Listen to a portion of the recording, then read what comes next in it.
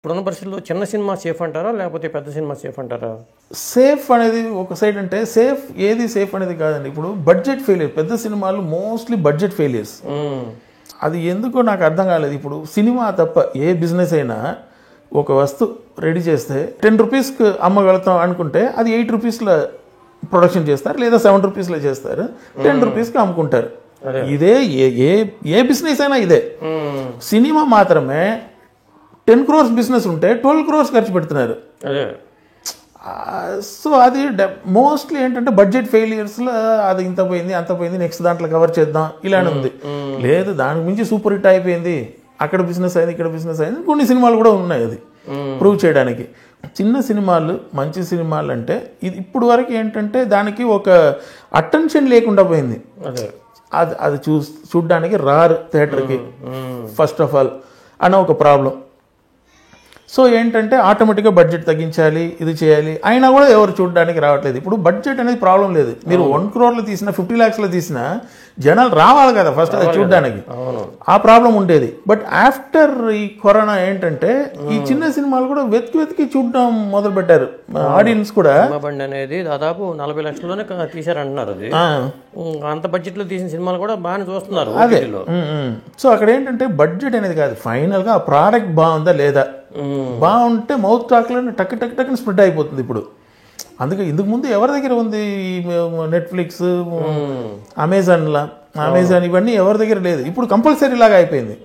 చూసి ఏదేదో లాంగ్వేజ్ సినిమాలు చూస్తున్నారు, అందరికి ఎక్స్పోజర్ ఎక్కువ అయింది. కాబట్టి ఇప్పుడు థియేటర్ రిలీజ్ అయితే కూడా ఈ రెగ్యులర్ సినిమాలు రెగ్యులర్గా కొట్టుకోవడం ఇదంతా ఇందుకు ముందు ఉన్న అంత ఎంకరేజింగ్గా ఉండదు. కొన్ని ఏదో డిఫరెంట్గా ఉందంట ఆ సినిమా అనే దానికి అటెన్షన్ ఎక్కువ ఉంటుందని నేను నమ్ముతున్నాను. ఎలాంటి సినిమాలు అంటే చేయడం మీకు ఇష్టం? అసలు నాకు కొంచెం సైకలాజికలీ ఏదైనా డీల్ చేయడం ఇష్టం అండి. సైకలాజికల్లోనే థ్రిల్లర్ కానీ, లేదా దాంట్లోనే ఒక ఫ్యామిలీ వాల్యూస్లోనే ఒక ట్విస్ట్ ఇచ్చి ఇది నా స్టైల్లో ఒక బ్యాంగ్ ఇవ్వడం కానీ, బట్ ఏదైనా ఒక హార్ట్ టచింగ్ ఉండాలి, at the same time cinematic bang ఉండాలి దాంట్లో. ఇంకోటి క్లైమాక్స్ అనేది కంపల్సరీ బాగుండాలి అనేది నేను కొన్ని కథలు అయితే క్లైమాక్స్ అనుకుని వెనక వచ్చి కథ చేసుకుంటాను. ఎందుకంటే మనకు ఫైనల్గా వస్తున్నప్పుడు మెయిన్లీ చిన్న సినిమాలకు, పెద్ద సినిమాలు అయితే పెద్ద చేస్ ఫైట్ దాంతో ఫినిష్ అయిపోద్ది. చిన్న సినిమాలు అన్నప్పుడు ఆ క్లైమాక్స్ భలే ఉంది కదా అన్న మూడ్లో బయటకు రావాలి. సో అది సక్సెస్ ఫార్ములా, అది ఒకటి మెయిన్గా కావాలి చిన్న సినిమాకి అనేది నేను అనుకుంటాను. ఇప్పుడు మీకు బాగా నచ్చిన సినిమాలు ఏంటండి? అసలు నాకు జనరల్ వ్యూగా నాకు బాగా ఇష్టం అంటే కె విశ్వనాథ్ గారు స్టైల్ నాకు బాగా ఇష్టం. అతను తీసిన సినిమాలు కానీ తెలుగులో అతని సినిమాలు చాలాసార్లు చూశాను. సో ఆ ప్యాటర్న్, ఆ మేకింగ్ అదే నాకు చాలా ఇష్టం. తర్వాత చూస్తే పూరి గారి సినిమా కంప్లీట్లీ కాంట్రాస్ట్. ఇతనికి ఏంటంటే పెద్ద కథ అవసరం లేదు, ఒక చిన్న లైన్ ఉంటే చాలు. ఒక అబ్బాయి కొట్టుకున్నా మధ్యలో ఒకడు వచ్చాడు, వాడిని ఎలా ఇది చేశారు అని అంతే అనుకుంటారు.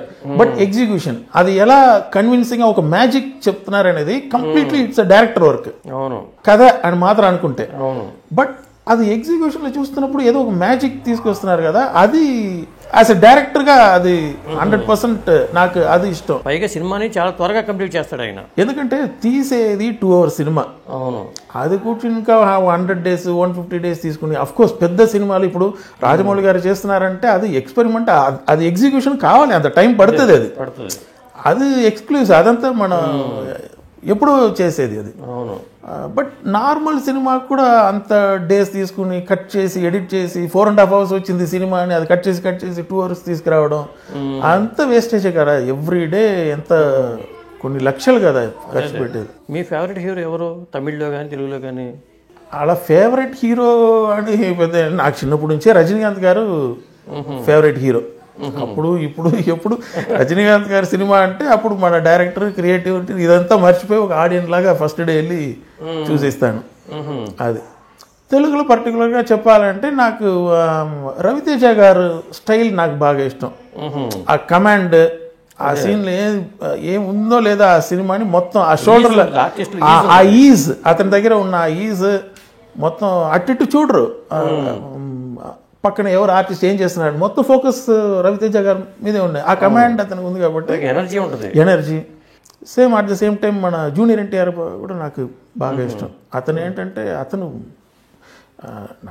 నా పర్సనల్ ఒపీనియన్లో ఒక కమల్ హాసన్ తర్వాత జూనియర్ ఎన్టీఆర్ గారు ఒక పర్ఫెక్ట్ ఆర్టిస్ట్ అంటే నేను అతన్ని చెప్తాను.